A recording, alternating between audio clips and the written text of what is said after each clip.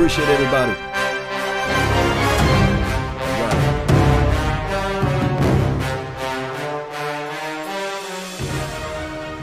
All right, Cowboy Nation. Want to be able to talk to you guys just a little bit about the actual off season, what have you, the things that we really need to focus on. We had a wonderful show last night. For those who are not able to tune in last night, we had a wonderful, fantastic show. We talked about the basic principle, or I guess the collective reasoning of our entire roster, and we had some hearty discussions about what to do with Sean Lee, what to do with the Brett Maher of the worlds, right? Do you go out there and get a veteran quarterback to help out Dak Prescott, to sit behind Dak Prescott to help him out? Do you make a move on Jeff Heath? Those are things that we have to really look at. So all off season, we have a long, long way to go. Still player evaluation is 365. I was with the belief of you go out there and you help out the defense. You better your best. That's what you got to do, right? We can go back into the reservations of our mind, and we can talk about the Buccaneers. I think they won a Super Bowl in 2001 or something like that. Defense. And then we can talk about the 2000. One of those teams, I think it was the Ravens, they won a Super Bowl with a healthy front four, and Ray Lewis was able to fly out to the ball. I could be off a little bit on the dates there, but the collective reasoning would be, we just saw a Super Bowl with one of the greatest quarterbacks of all time, and also with the help of the quarterbacks. They do have a quote-unquote referee to help them out as well. But we saw a defense. Defense wins what? Championships, right? So we look at everything, and I'm with the belief, if you already know that defense wins championships and we still had that top-tier defense, let's better your best. So the offseason needs right now, to me, I think that we need to make a play at the defensive tackle. There's a Jerry McCoy that's sitting out there. I think that he will bring in the same tenacity, the same temperament, the same fortitude of his mind to help out the Malik Collins of the world, right? He will help out the Antoine Barbecue Woods. If you love the rotation now, can you imagine? Close your eyes, wait and see.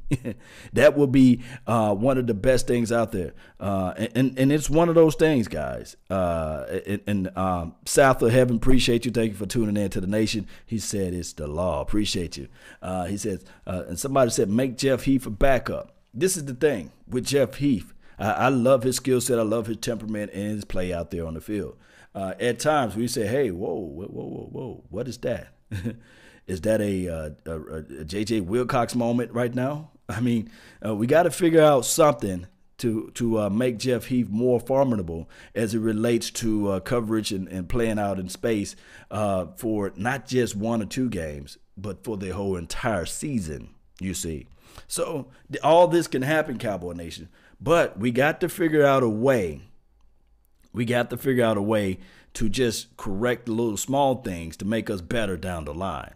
Now, looking at this team, and I'm just going to still stay on the defensive side of the ball, we had a conversation last night about AB. I call him Anthony Brown, AB and Anthony Brown, the same guy that was horrible in 2017, but stepped it up this year or last year. And we drafted a guy named Jordan. I call him Hip Pocket Lewis. We drafted him. Remember him? And he had to fight for playing time out there on the field. And those things right there, what I'm saying is collectively is that I think that the Dallas Cowboys are going to try to make a move on whether or not it will be a draft move or a veteran guy. I don't know for sure. But I know that the Chris Richard system, he loved a length. He loved the range. He loved a stronger, a bigger inside guy.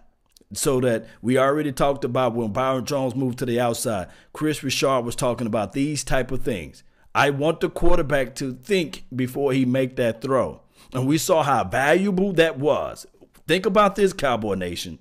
When we played against the New Orleans Saints, they were sitting there thinking before he threw. I really want to throw the ball to my number one primary target, but Byron Jones is 6'2" or 6 foot, close to 6'3", and then he had that long length and range. So what Chris Richard is trying to do collectively is to also have that guy into the inside that can play that nickel or slot corner, what have you want to call it, and to have the opposition to think before they throw. So there are some guys, there are some gems out here in the draft that they may lean heavily on.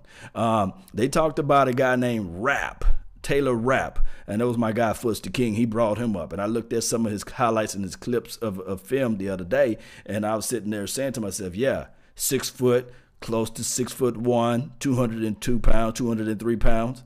That's a little bit heavier than the ABs of the world and the Jordan Lewises of the world. You can probably slide him and kick him into the inside. He made it a comparable or compared him a little bit to Buda Baker. So I think that collectively we might do something with that. I don't know for sure, but it's going to be one of those things where that's Chris Richard's system, and he loves to play with people that he know that he can elevate as far as size-wise. And then if you do this right here, we talked about free agency, the Earl Thomases of the world, right? Boy, would it be nice to have Xavier Woods and Earl Thomas out there in the backfield.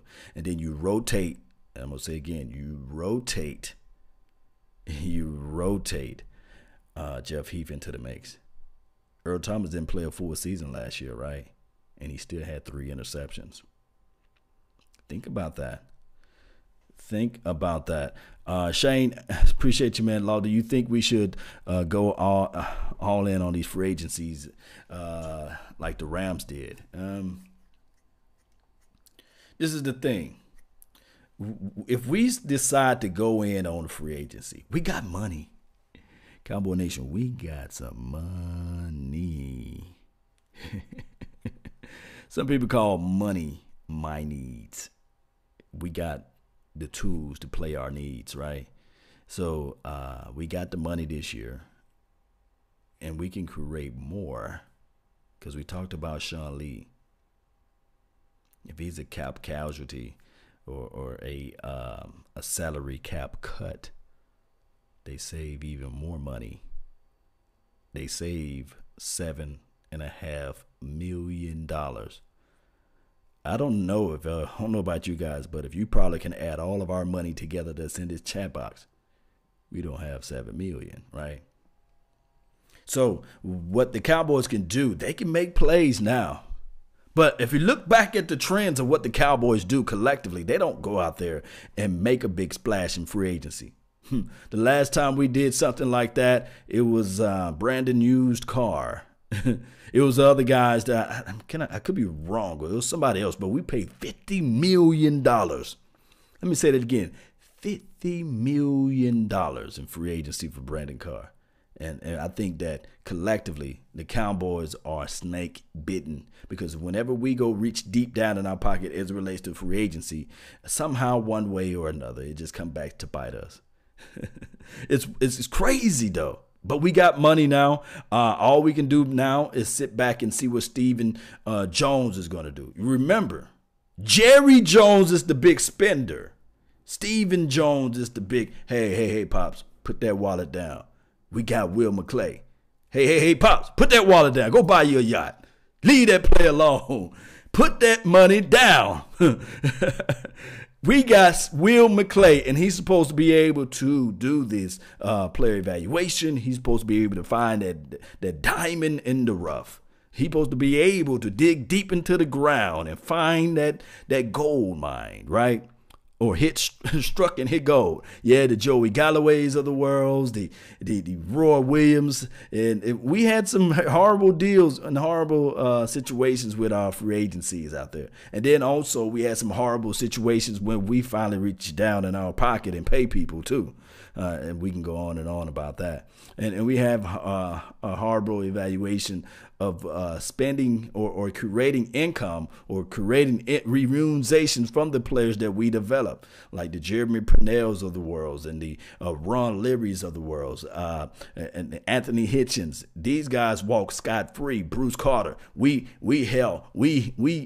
rehabbed him all the way up enough to get rid of him. I think he went to the Buccaneers and the Jets and fooled around and ended up on an Atlanta team or somewhere.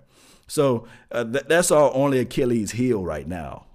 But I'm saying that like this offseason moves that we still have to play it smart. There's still a long time from now. I don't think we're going to make the dance before draft. Normally, teams pick up free agency picks before the draft. And we already know that Stephen Jones already said with his mind and said this right here, that free agencies before the draft is just overrated. You pay too much for a guy that's playing at a C level, you pay him B money, and a guy that's playing B money, you pay him at an A plus money. So what they're gonna do is, if I'm looking at everything and if I'm going by trends alone, they're gonna sit back and fold up, and they're gonna look back at this thing and say, okay, we make our power play move after the draft. We're gonna will and did after the draft because I trust my scouting evaluation team to bring it home. And then on top of that, do we have a first round draft pick? No, but he wears number 19. Amari Cooper. So Voch Lombardi is with the beliefs of the world. If you go out there with the second round draft pick, let me know if you guys agree with Voch. He's saying go out there and you go get a offensive lineman with the second round. And then with the third round, you go after your skill players, etc. Let me know if you guys with that belief.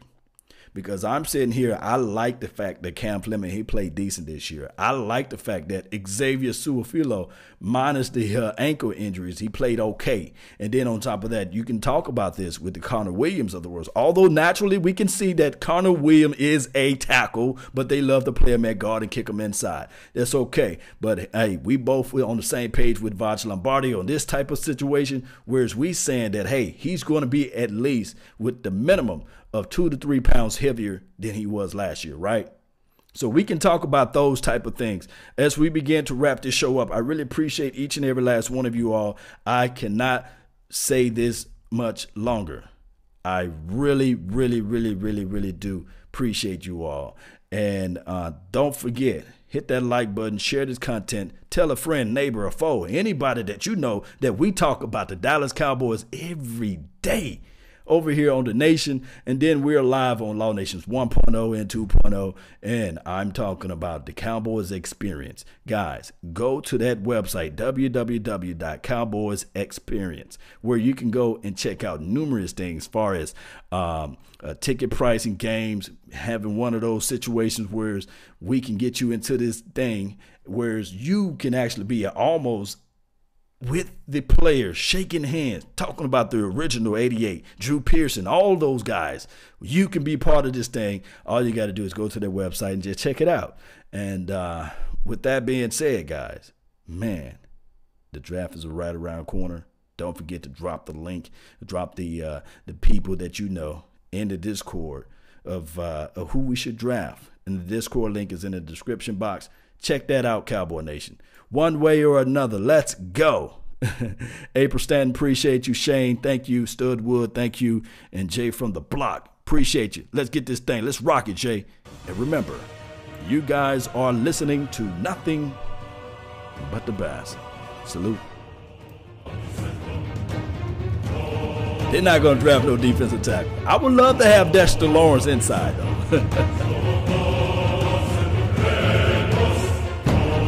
Let's go, Cowboy Nation.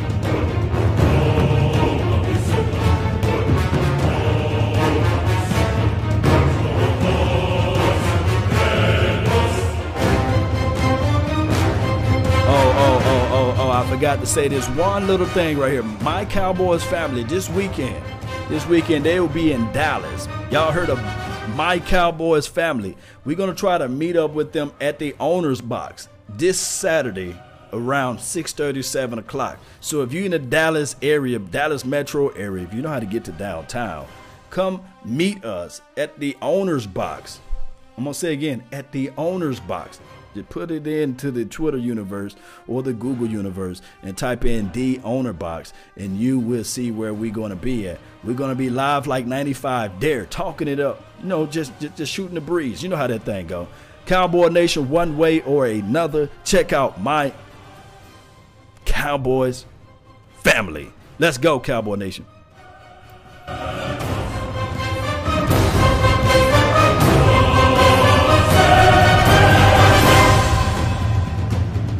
Come on.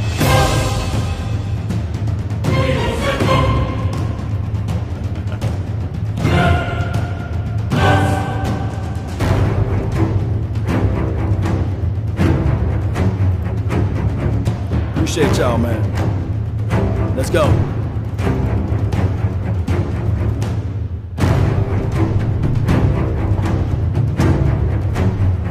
And remember, you're listening to nothing but the best. Salute.